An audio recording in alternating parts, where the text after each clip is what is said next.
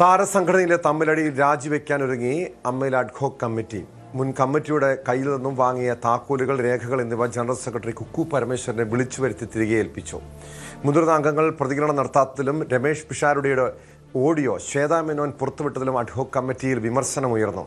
അതേസമയം താൻ നൽകിയ പരാതിയിൽ പലരവട്ടം പോലീസ് കേസെടുക്കാത്തതിനെതിരെ പ്രതിഷേധവുമായി അൻസിബ വീണ്ടും രംഗത്തെത്തിയിട്ടുണ്ട്. വിവരങ്ങളുമായി ഡാനി ഇപ്പോൾ ചേരുന്നു കൊച്ചിയിൽ നിന്ന്. ഡാനി, നമുക്കറിയാം ഒരു സംഘടന എന്ന് പറയുന്നത് അതിലെ അംഗങ്ങളുടെ കൂട്ടായ്മയ്ക്കും അതോടൊപ്പം അവരുടെ ക്ഷേമത്തിനുമൊക്കെ വേണ്ടിയാണ്. പക്ഷേ ഇതിപ്പോൾ അമ്മ എന്ന സംഘടന പൂർണ്ണമായും തല്ലിപ്പിരിഞ്ഞൊരവസ്ഥ, അതിലെ അംഗങ്ങൾക്കൊരു സുരക്ഷിതത്വമില്ലാതെ പിന്നീട് കേസ്, പരാതി, അങ്ങനെ നിരവധിയായ പ്രശ്നങ്ങൾ ഒരു വശത്ത്.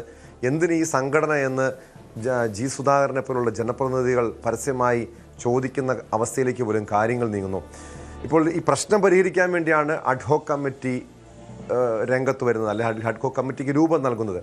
ഇപ്പോൾ അഡ്ഹോക് കമ്മിറ്റിയും രാജിവെക്കാൻ ഒരുങ്ങുന്നു. അങ്ങനെയെങ്കിൽ ഈ അമ്മയിലെ പ്രശ്നം ഇപ്പോഴൊന്നും തീരില്ല എന്ന് തന്നെ കരുതാമല്ലേ?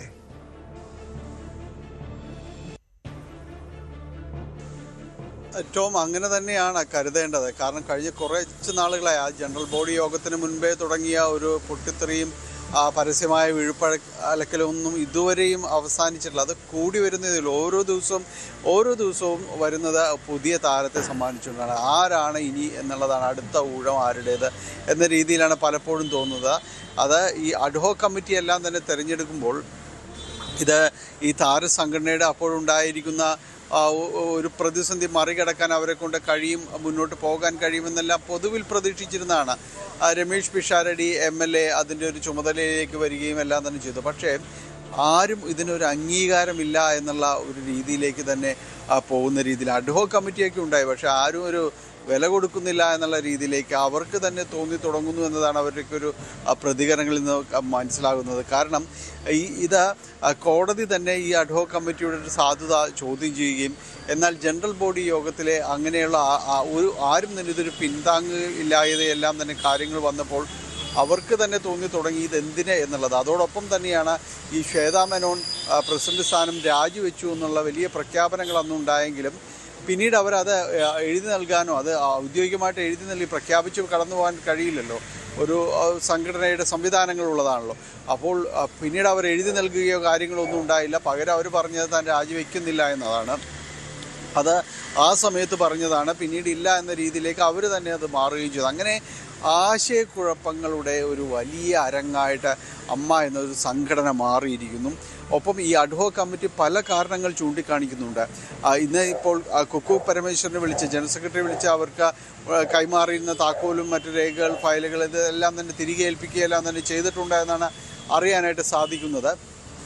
ഒപ്പം തന്നെയും അതിൽ അഡ്ഹോക് കമ്മിറ്റി എന്ന രീതിയിൽ അവർ ചേരുമ്പോൾ അവർ നടത്തിയ വിലയിരുത്തലുകൾ ശ്രദ്ധേയമാണ്. കാരണം അതിൽ ഏറ്റവും പ്രധാനം, മുതിർന്ന താരങ്ങളുടെ ആരും പിന്തുണ ഒരാളുടെയും ഈ വിഷയത്തിൽ ലഭിച്ചിട്ടില്ല. ഒരു അനുകൂല പ്രസ്താവനയോ ഇതുമായി ബന്ധപ്പെട്ട് എന്തെങ്കിലുമോ അവരുടെ ഭാഗത്തുനിന്ന് ഉണ്ടായില്ല. അതൊരു ഗൗരവമുള്ള വിഷയം തന്നെയല്ലേ ഡാനി? നമുക്കറിയാം ഈ ഒരു സംഘടനയുടെ തുടക്കത്തിൽ മലയാള സിനിമയിൽ ഏറ്റവും മുതിർന്ന താരങ്ങളായിരുന്നു ഇതിൻ്റെ നേതൃത്വത്തിൽ ഉണ്ടായിരുന്നത്. പിന്നീട് പല പ്രശ്നങ്ങളുണ്ടായി. ഹേമ കമ്മിറ്റി റിപ്പോർട്ട്, പിന്നെ നടിയാക്രമണ കേസ്, അതുമായി ബന്ധപ്പെട്ട് സംഘടനയ്ക്കുള്ളിൽ WCC എന്ന മറ്റൊരു സംവിധാനം തന്നെ രൂപീകൃതമാകുന്നു. അങ്ങനെ വലിയ പൊട്ടിത്തെറികളൊക്കെ ഉണ്ടാകുന്നു. ഒടുവിൽ സ്ത്രീകൾ നേതൃത്വം നൽകുന്ന ഒരു പുതിയ ഭരണസമിതി വന്നപ്പോൾ സ്ത്രീകൾക്ക്, ഇതിലെ അംഗങ്ങൾക്കൊക്കെ ഒരു സുരക്ഷിതത്വം ഉണ്ടാകുമെന്നൊരു തുല്യത ഉണ്ടാകുമെന്നൊക്കെ വിലയിരുത്തപ്പെട്ടു. പക്ഷെ അത് പൂർണ്ണമായും തകർന്നടിയുന്ന സാഹചര്യമാണ് ഉണ്ടായത്. പക്ഷെ ഇതൊക്കെ മുതിർന്ന അംഗങ്ങൾ നോക്കിക്കാണുകയാണ്. ഒരാൾ പോലും ഇടപെടുന്നില്ല. എന്താണ് ഈ മമ്മൂട്ടിയെ പോലെ, മോഹൻലാലിനെ പോലുള്ള താരങ്ങൾ ഈ വിഷയത്തിൽ ഇടപെടാതെ മാറി നിൽക്കുന്നത്?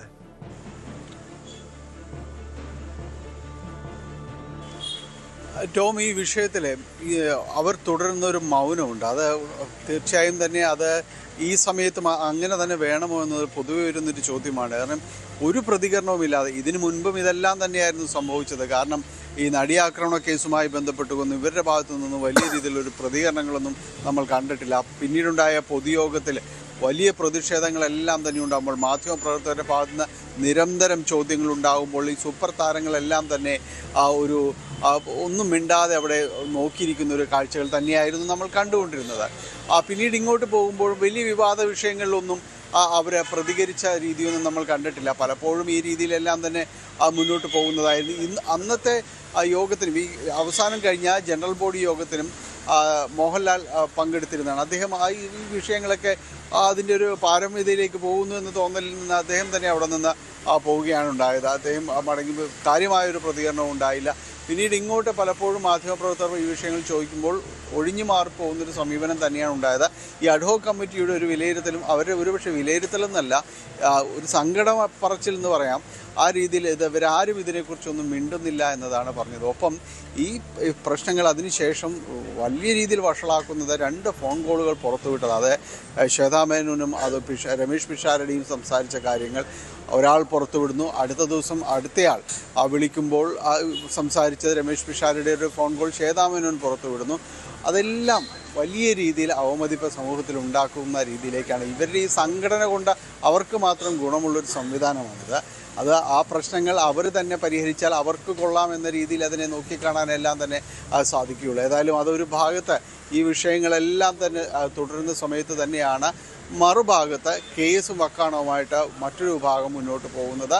അത് നടി അൻസിബ അവർക്ക് ഇതിനകത്ത് നിന്ന് നേരിടേണ്ടി വരുന്ന നേരിട്ട അവരുടെ അനുഭവങ്ങൾ, അവരുടെ വൈഷമ്യങ്ങൾ, ഇതെല്ലാമാണ് പരാതിയായി വന്നിരുന്നത്. അതിലാണ് ഇപ്പോൾ 3ാമത്തെ കേസ് വന്നിരിക്കുന്നതിൽ ഒരു പ്രതികരണമാണ് ഇപ്പോൾ വന്നിരിക്കുന്നത്. ആദ്യ 2 പരാതികളിലും ഹിൽ പാലസ് പോലീസും അതോടൊപ്പം തന്നെ കടവന്ത്ര പോലീസും ഒരു നടപടിയും സ്വീകരിക്കാതെ വന്നപ്പോൾ തുടർന്ന് അവർ കോടതിയെ സമീപിക്കുകയായിരുന്നു. കോടതിയിൽ നിന്ന് അനുകൂല ഉത്തരവ് വാങ്ങിയതിനു ശേഷം പോലീസിനെതിരെ ശക്തമായ പ്രതിഷേധവുമായിട്ടാണ് അൻസിബ രംഗത്തെത്തിയിരിക്കുന്നത്. തന്റെ പരാതിയിൽ 3ാമത്തെ പരാതിയിൽ കേസെടുക്കാൻ കഴിയില്ല, വേണമെങ്കിൽ കോടതിയിൽ പോയിക്കോളൂ എന്നാണ് പോലീസ് ഉദ്യോഗസ്ഥർ അൻസിബയെ അറിയിച്ചത്. അങ്ങനെയെങ്കിൽ വീണ്ടും നിയമ പോരാട്ടത്തിന് ഒരുങ്ങുകയാണോ അൻസിബ?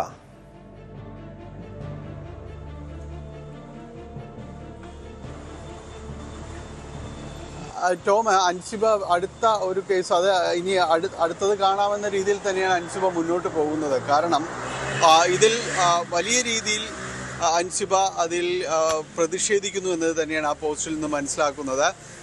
കാരണം പാലാരിവട്ടം പോലീസ് ഈ കേസ് ഏറ്റെടുത്തിരുന്നു. കേസ് എന്ന് പറയുന്നത് ലക്ഷ്മിപ്രിയയ്ക്കും അതോടൊപ്പം തന്നെ ശ്വേതാ മേനോനുമെതിരെയാണ് പരാതി നൽകിയത്. അപ്പോൾ ഒരു യൂട്യൂബ് ചാനലിനും.